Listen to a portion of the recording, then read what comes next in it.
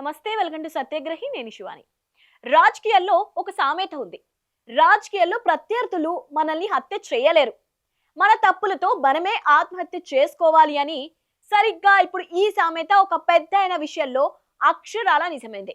నిన్నటి దాకా మైక్ దొరికితే చాలు ప్రత్యర్థుల కుండల్లో రైళ్లు పరిగెత్తించిన మన కేంద్ర సహాయ మంత్రి బండి సంజయ్ ఇప్పుడు సొంత కొడుకు చేసిన కళాల వల్ల ఘోరంగా బ్రేకులు పడి రివర్స్ గేజ్ లో దూసుకుపోతోంది. కొడుకు చేసిన నిర్వాకం తండ్రి రాజకీయ భవిష్యత్తుకు పెద్ద బీటలు వేసింది. గోటితో పోయేదాన్ని గొడ్డలి దాకా తెచ్చుకోవడం అంటే ఇదేనేమో. తన నోటి దురుసుతో దూకుడుతో ఇన్నాళ్ళు రాజకీయాన్ని ఒక ఊపు ఊపిన బండి సంజయ్ ఇప్పుడు అదే నోరు మూతపడే పరిస్థితి తెచ్చుకున్నారు. అసలు ఈ పోక్సో కేసు కథ ఏంటి? ఒక కేంద్ర మంత్రి కొడుకును కాపాడటానికి ఎలాంటి సెల్ఫ్ గోల్స్ వేసుకున్నారు? ఢిల్లీ అధిష్టానం ఎలాంటి యాక్షన్ తీసుకోబోతోంది అనేది ఈ స్టోరీలో చూద్దాం.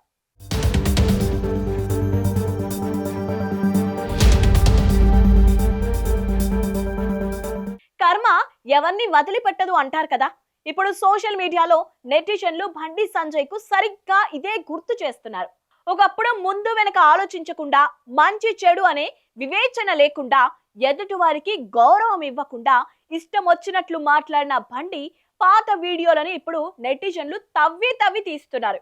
అప్పట్లో ఆయన మాట్లాడిన మాటలు, చేసిన ఛాలెంజ్లు ఇప్పుడు ఆయనకే శాపంగా మారాయి. ఎప్పుడు వేరే వాళ్ళను టార్గెట్ చేసే బండి నోరు ఈ రోజు సొంత కొడుకు మీద దేశవ్యాప్తంగా పోక్సో కేసు నమోదయ్యేసరికి పూర్తిగా మూతపడిపోయింది. రాజకీయాల్లో తుందుడు కూతనం కంటే సహనం, వివేకం ఎంత అవసరమో ఈ ఘటన నిరూపించింది. ఇన్నాళ్ళు ఇతరులపై వేసిన బాణాలు ఇప్పుడు యూటర్న్ తీసుకుని సొంత ఇంటికే తూట్లు పొడిచాయి. సాధారణంగా పెద్దలు ఏం చెప్తారు? ఒక తప్పు జరిగితే దాన్ని ఒప్పుకొని హుందాగా సరిదిద్దుకోవాలి అంటారు. కానీ ఇక్కడ మన కేంద్ర సహాయ మంత్రి మాత్రం తాను కేంద్ర మంత్రిని అనే గర్వమో లేక వెనకాల ఎవరో ముఖ్య నేత ఉన్నారనే ధీమానో తెలియదు, కానీ ఈ కేసులో ఒక తప్పును కవర్ చేయడానికి 100 తప్పులు చేస్తూ తనకు తానే ఈ ఉబిలో ఘోరంగా కూరుకుపోయారు. ఒక కేంద్ర మంత్రిగా బాధితురాలికి న్యాయం చేయాల్సింది పోయి అధికార దర్పంతో, రాజకీయ పలుకుబడితో బాధితురాలిని, ఆమె కుటుంబ సభ్యులను బెదిరించే ప్రయత్నం చేశారని విమర్శలు మూటకట్టుకున్నారు. అంతటితో ఆగారా? లేదు.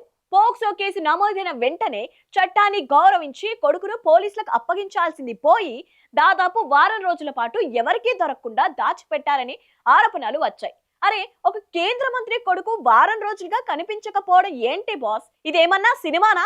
ఇంకా ఘోరం ఏంటంటే తప్పును సమర్థించుకోవడానికి కులం కార్డు, మతం కార్డు వాడటం. సొంత ఐటీ సెల్ తో బాధితులపైనే సోషల్ మీడియాలో రివర్స్ అటాక్ చేయించారు. ఇది అసలు పెళ్లి కాని అమ్మాయి మీద జరిగిన హనీ ట్రాప్ అంటూ ప్రచారం చేయించడం బండి ఇమేజ్ ను పూర్తిగా డ్యామేజ్ చేసింది. చివరికి పోలీసులు నార్సింగి వద్ద నిందితుడిని అదుపులోకి తీసుకున్నామని చెప్తుంటే ఈయనేమో నేనే నా కొడుకుకు చట్టానికి అప్పగించాని కలరింగ్ ఇచ్చుకున్నారు. అంటే ఇక్కడ కూడా సెల్ఫ్ గోల్ వేసుకుని తన పరువు తానే తీసుకున్నారన్నమాట. అయితే ఈ వ్యవహారం బయటకు రాకుండా ఉండటానికి బండి వెనకాల చాలా పెద్ద స్క్రీన్ ప్లేనే నడిపారు. తన ఆర్థిక బలం, రాజకీయ పలుకుబడి ఉపయోగించి రాష్ట్రంలోని ఒక వర్గం మీడియాను గట్టిగానే మేనేజ్ చేశారని ఆరోపణలు ఉన్నాయి. అందుకే స్థానిక మీడియాలో ఈ వార్త పెద్దగా కనిపించలేదు. కానీ అందరినీ అన్ని వేళలా మేనేజ్ చేయడం సాధ్యం కాదు కదా. స్టేట్ మీడియా సైలెంట్ గా ఉన్న నేషనల్ మీడియా మాత్రం ఈ పోక్సో కేసును జాతీయ స్థాయిలో హైలైట్ చేసి బండి గుట్టు రట్టు చేసింది. ఈ కథలో అసలైన ట్విస్ట్ ఏంటంటే మన రాష్ట్రాల్లోని ఒక ముఖ్య నేత ఆశీస్సులు, సలహాల వల్లే బండి సంజయ్ ఇన్నాళ్ళు ఇంతలా రచ్చిపోయారని, కొడుకును దాచారని టాక్ నడుస్తుంది. కానీ ఎప్పుడైతే ఈ కేసు వ్యవహారం నేషనల్ లెవెల్ కి వెళ్లి ఆ ముఖ్య నేత మెడకే చుట్టుకునేలా మారిందో అప్పుడు ఆయన కాస్త రూట్ మార్చారు.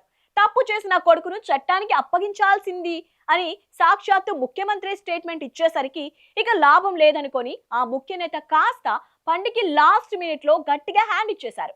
మరోవైపు ఆర్ఎస్ఎస్ పెద్దలు కూడా ఈ విషయంలో ముందే హెచ్చరించిన బండి వారి మాటలను పెడచెవిన పెట్టారట. చివరికి ఏ అండా చూసుకొని అయితే బండి గాల్లో తేలారో ఆ అండాలన్నీ ఒక్కొక్కటిగా తప్పుకోవడంతో దిక్కుతోచని స్థితిలో కొడుకును బయటకు తీసుకురాక తప్పలేదు. సరే, కొడుకు జైలుకెళ్లాడు, కేసు కోర్టులో ఉంది. మరి బండి పొలిటికల్ కెరియర్ సంగతి ఏంటి? ఇక్కడే అసలైన ట్విస్ట్ ఉంది. బీజేపీ జాతీయ నాయకత్వం ఎప్పుడు ఇలాంటి మహిళా వ్యతిరేక, మైనర్లపై జరిగే నేరాల విషయంలో చాలా కఠినంగా ఉంటుంది. ఒక కేంద్ర సహాయ మంత్రి కొడుకుపై పోక్సో కేసు నమోదు కావడం, అది దేశవ్యాప్తంగా పార్టీకి తీవ్ర ఇబ్బందికరంగా మారడాన్ని ఢిల్లీ అధిష్టానం చాలా సీరియస్ గా తీసుకుంది.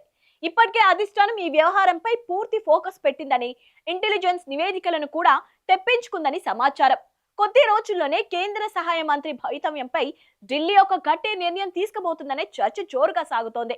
రాజకీయ వర్గాల సమాచారం ప్రకారం ఆయనకు తీవ్ర పదవి ఖండం పొంచి ఉందని, మంత్రి పదవి ఊడిపోయినా ఆశ్చర్యపోనవసరం లేదని విశ్లేషణలు వినిపిస్తున్నాయి. రాబోయే రోజులు బండికి రాజకీయంగా అత్యంత కష్టకాలమే అని స్పష్టమవుతోంది. కొడుకు కలలు తండ్రి రాజకీయ భవిష్యత్తుకు పూర్తిగా సమాధి కట్టేలా మారాయన్న మాట చూసారుగా. అధికార బలం ఉందనో, వెనకాల పెద్దలు ఉన్నారనో చట్టాన్ని చుట్టేయాలని చూస్తే చివరికి కాలమే కర్మ రూపంలో వచ్చి బుద్ధి చెప్తోంది.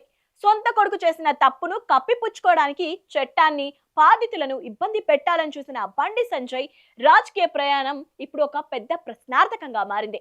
ఈ కథ ద్వారా అర్థమయ్యేది ఒకటే: ఎంతటి పెద్ద పదవిలో ఉన్నా హుందాతనం, చట్టం పట్ల గౌరవం లేకపోతే మన సొంత తప్పులే మన రాజకీయ భవిష్యత్తును కథం చేస్తాయి. మరి పోక్సో కేసు వ్యవహారంపై, బండి సంజయ్ రాజకీయ భవిష్యత్తుపై మీ అభిప్రాయం ఏంటో కింద కామెంట్ సెక్షన్ లో తప్పకుండా తెలియజేయండి. ఇలాంటి లేటెస్ట్ పొలిటికల్ అప్డేట్స్ కోసం మన ఛానల్ ని సబ్స్క్రైబ్ చేసుకోండి.